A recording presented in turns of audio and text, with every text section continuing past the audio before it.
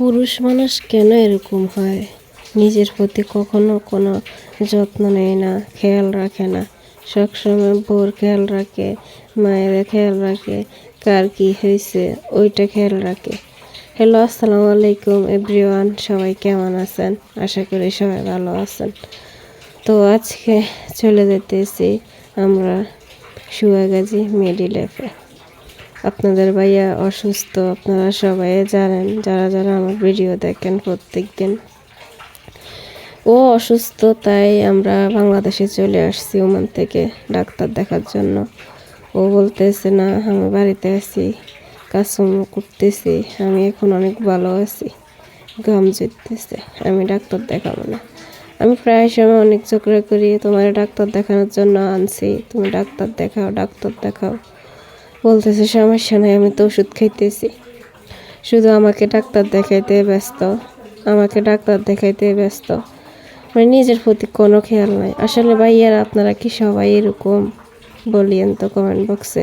পুরুষ মানুষ কেন নিজের প্রতি এত খেয়াল রাখে না? নিজে অসুস্থ হইলো কারোরে বুঝতে দেয় না, নিজে অসুস্থ হইলো ডাক্তারের কাছে যায় না, কারোরে কখনো বুঝতে দেয় না যে আমি অসুস্থ, আমি অনেক সুস্থ আছি, ইনকাম করে কামাই করে নিজের লাইফ, কিন্তু এক টাকাও খরচ করতে চায় না, সব ফ্যামিলিদের জন্য খরচ করে।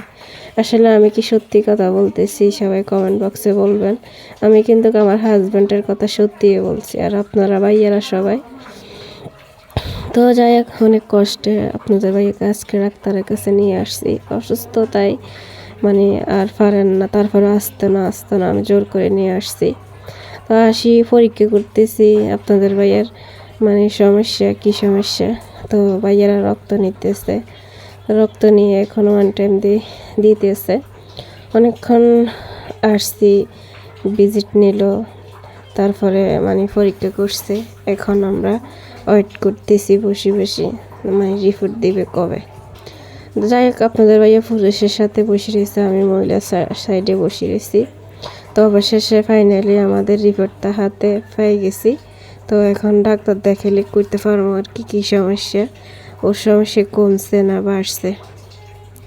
তো আমরা এখন বাড়িতে চলে যাব। যাই হোক, সবার জন্য অনেক অনেক দোয়া রইল, আমাদের জন্য সবাই অনেক অনেক দোয়া করবেন, যাতে মরণ পর্যন্ত যেন একসাথে থাকতে পারি, আপনারা সবাই আপনাদের প্রিয় মানুষদের সাথে থাকতে পারেন। তো আজকে ভিডিওটা যদি ভালো লাগে অবশ্যই শেয়ার করতে ভুলবেন না, লাইক কমেন্ট করতে ভুলবেন না।